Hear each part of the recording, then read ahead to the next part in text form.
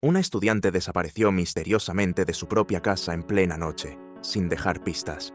La policía inició de inmediato una búsqueda y pronto una cruda realidad comenzó a develarse. Paso a paso, los investigadores reconstruyeron la verdad, revelando una historia que conmocionaría a toda la nación. Eve Carson nació el 19 de noviembre de 1985, en Athens, Georgia. Desde una edad temprana, se distinguió por ser excepcionalmente diligente y enfocada. Durante la escuela secundaria, ocupó el puesto de vicepresidenta del Consejo Estudiantil, fue voluntaria en un hogar de ancianos y en un refugio para adolescentes maltratados. Trabajó como página congresional y ayudó en un laboratorio de investigación con células madre. Todo mientras aún era estudiante. Después de graduarse con honores, Eve asistió a la Universidad de Carolina del Norte, donde siguió una doble especialización en ciencias políticas y biología. Su excelente historial académico le valió una beca prestigiosa, y rápidamente ascendió como líder del campus, asumiendo roles importantes en varias organizaciones estudiantiles. Y no se detuvo allí. Eve mantuvo sus esfuerzos de caridad e incluso enseñó ciencias en una escuela primaria. También viajó internacionalmente para trabajo voluntario, pasando un verano en Ecuador ayudando a médicos, estudiando un semestre en Cuba y uniéndose a un equipo de investigación en Egipto. Sin duda, Eve era una de las estudiantes más sobresalientes de su universidad. Tenía metas ambiciosas para su futuro y progresaba constantemente hacia ellas. Incluso antes de graduarse, había conseguido una oferta de trabajo de una empresa importante y planeaba comenzar su carrera poco después de obtener su título. En febrero, Eve tenía 22 años y estaba en su último año de universidad. En ese momento, vivía fuera del campus con un grupo cercano de amigos. En la noche del 5 de marzo, alrededor de la 1:30 de la mañana, sus compañeras de piso salían a una fiesta. Invitaron a Eve a unirse, pero ella declinó, eligiendo quedarse en casa para estudiar para sus próximas clases. Sus amigas se fueron sin ella y no regresaron hasta las 4:30 de la madrugada. Cuando sus amigas volvieron a casa, sintieron inmediatamente que algo andaba mal. La puerta principal estaba abierta de par en par, y las luces interiores todavía estaban encendidas. Sin embargo, Eve no estaba por ninguna parte, y tampoco su coche. No cuadraba. ¿Por qué saldría Eve en medio de la noche? ¿Y por qué dejaría la puerta abierta así? Intentaron llamarla, pero no contestó. Aún así, esperaban que hubiera surgido algo inesperado y que ella hubiera tenido que salir de repente. Así que esperaron, esperando que volviera. Pero para el día siguiente, Eve todavía estaba desaparecida. Fue entonces cuando una de las amigas de Eve decidió que era hora de contactar a la policía y reportarla como desaparecida. Después de escuchar los detalles, los investigadores compartieron algo escalofriante. Esa misma mañana, habían descubierto el cuerpo de una mujer joven, aunque su identidad aún era desconocida. Le mostraron a la amiga una foto de la víctima y al instante la reconoció como Eve. Resultó que alrededor de las 5 de la mañana, no mucho después de que Eve desapareciera, la policía había recibido una llamada de una mujer que vivía aproximadamente a 1 milla de la casa de Eve. La habían despertado abruptamente el sonido de disparos, seguido de un grito aterrador. Alarmada e insegura de lo que ocurría, llamó a las autoridades. Cuando los agentes llegaron, encontraron el cuerpo de una mujer joven tirado en el suelo. Sin identificación, sin teléfono, nada para ayudar con la identificación. Lo único que pudieron confirmar entonces fue que le habían disparado múltiples veces. Después de que la amiga de Eve confirmara su identidad, los detectives entrevistaron a sus compañeras de piso y reconstruyeron una línea de tiempo aproximada. A la 1:30 de la mañana, Eve estaba en casa estudiando, pero para las 5 de la mañana, su cuerpo fue encontrado a solo 1 milla de distancia. La pregunta apremiante se volvió: ¿cómo terminó allí? ¿Y quién estaba detrás? Dado que su coche faltaba, los investigadores comenzaron a sospechar un robo. Esta teoría ganó peso cuando un registro de su habitación reveló que su billetera y tarjetas de crédito faltaban, y tampoco se encontraron cerca del cuerpo. Los médicos forenses confirmaron que no había signos de agresión sexual, descartando eso como motivo. Revisando sus registros telefónicos, la policía vio que su última señal provenía de una torre de celular cerca de una carretera a las afueras del pueblo, pero el teléfono en sí nunca fue recuperado. Parecía que el asesino lo había tirado en algún lugar del bosque. Entonces, los detectives recibieron su primera pista significativa.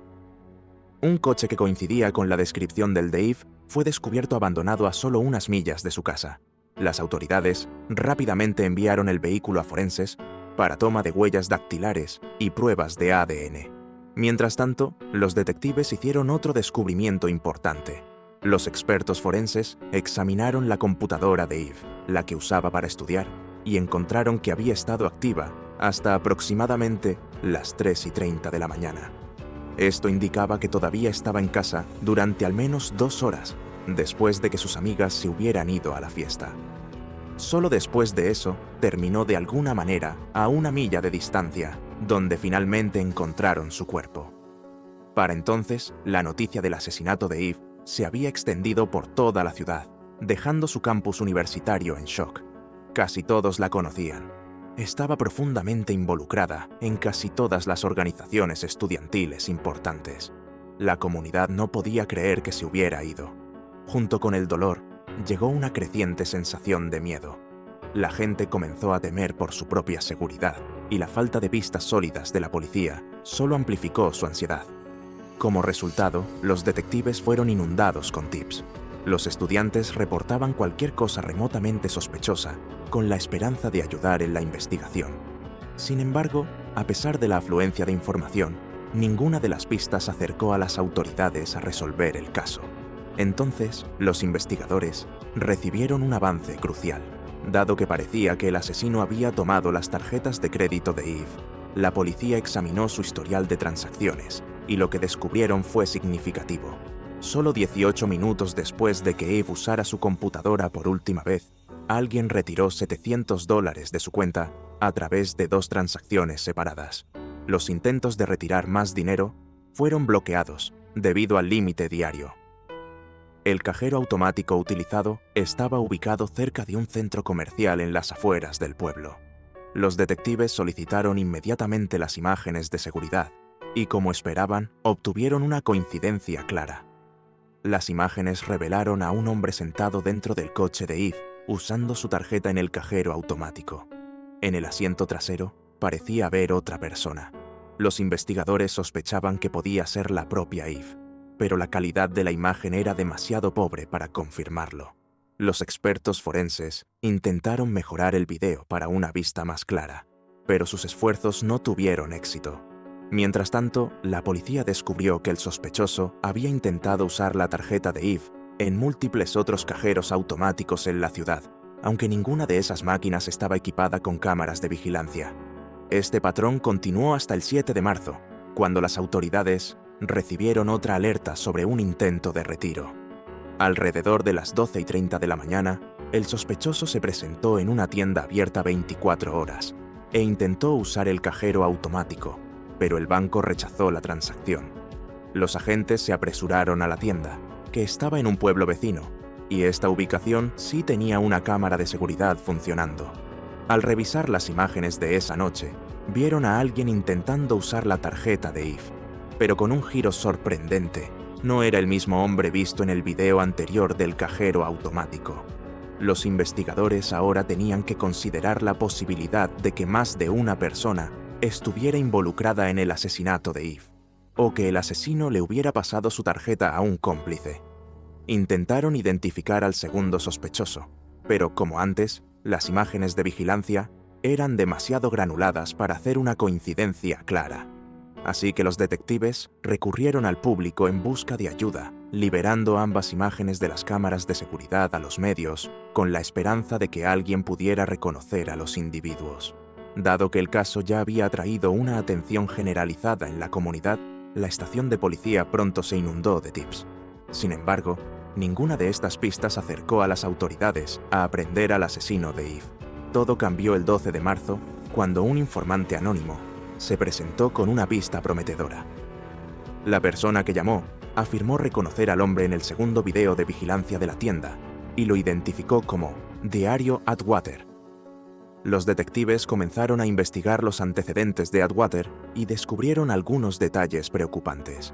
Con solo 21 años, ya tenía un extenso historial criminal que incluía múltiples arrestos por robo, agresión, delitos de drogas y otros crímenes. Aunque había cumplido tiempo en la cárcel, también había sido liberado anticipadamente en varias ocasiones. También descubrieron que solo 2 días después del asesinato de Eve, Deario debía presentarse en la corte por portar una pistola mientras estaba en libertad condicional. Las autoridades revisaron fotos policiales antiguas de Atwater y las compararon con las imágenes de la tienda, confirmando el sorprendente parecido. Estaba claro que tenían a la persona correcta. Además, se enteraron de que Deario vivía cerca de la tienda, lo que llevó a los detectives a ir directamente a su residencia. Durante el interrogatorio, Deario negó cualquier participación en el asesinato, pero el video de vigilancia proporcionó motivos suficientes para llevarlo bajo custodia. Mientras continuaba la investigación, la policía descubrió que Deario se comunicaba frecuentemente con un joven de 17 años, llamado Lawrence Lovett, quien ya tenía sus propios antecedentes penales a pesar de su corta edad.